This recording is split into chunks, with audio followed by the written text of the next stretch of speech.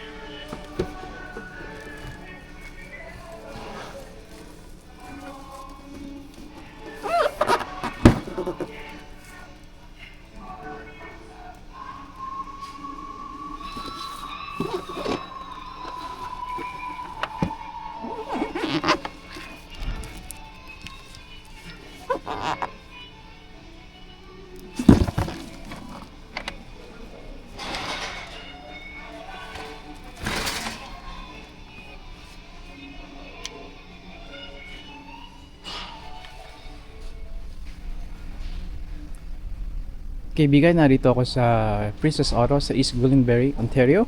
At kumuha ko ng bagong jack stands. May mga jack stands ako pero naisip ko na kailangan kong mag-upgrade ng mas mabigat pa na capacity. Pinakamalakas kong, mataas na kapasidad para mag-lift ng vehicle ng mga sakyan ko ay 3 ton, which is more than enough even sa truck, SUVs. Pero naisip ko gumamit pa ng at least 4 ton. 4 ton should be enough. Mag-lift ng mag-lift ng sasakyan kahit SUV or pickup trucks. Even 4 ton is more than enough. Naisip ko kumuha ng dalawang pares at ito ay nagkakahalaga ng dating 100, ngayon ay $70. Sinoli ko na nga pala yung nakuha ko sa Canadian Tire na DeWalt na na jack stand dahil may napuna ako, kaibigan. At ang napuna ko ay itong ratcheting bar na to, kung saan nakaupo siya, nagre-rest siya dito sa I'll show you.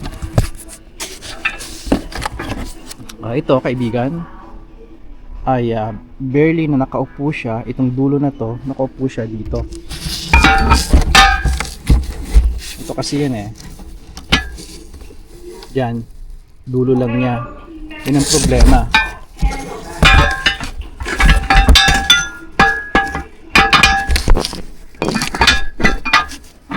Yan. Dahil pag ginak niyo itong sasakyan nyo,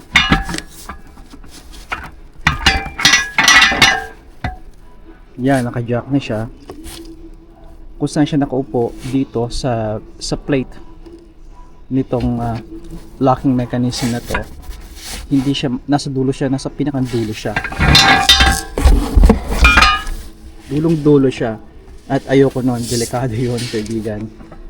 Konting move lang, maaari mag-slip at bumaba at mag-collapse ng sakyan sa'yo pag nasa ilalim ka ng sakyan. Kaya yun mga bagay na titingnan nyo, bukod sa mga weld, mga points kung saan nila wineld to. Maganda pagkaka-weld nito. I'm not a welder pero I could tell maganda, malinis at secure. Kaya sa resulta, ang budget lamang ay isang jack stand. Kumuha ako ng dalawa dahil bihira ito. At syempre, pagbubukas ko nito pagdating sa bahay, i-check ko pa rin ang mga weld niya at mga points niya.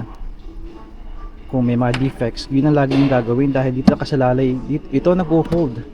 Ito nagpapanatiling ligtas kayo sa ilalim ng kotse, kaya kailangan solido talaga sila at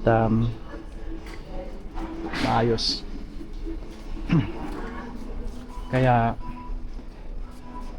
although kilala ang Princess Auto sa parang Harbor Freight sa US na maraming mga made in China, there's still some good product pa rin. Okay, ang susunod natin gagawin ay kukuha tayo ng low profile na floor jacks, pero hindi ngayon dahil gustong kumuha ng magandang klase. Alright? At pag sinabi nyo magandang klase, it could be made in the US or a simple good company na merong magagandang feature niya at tama ang presyo.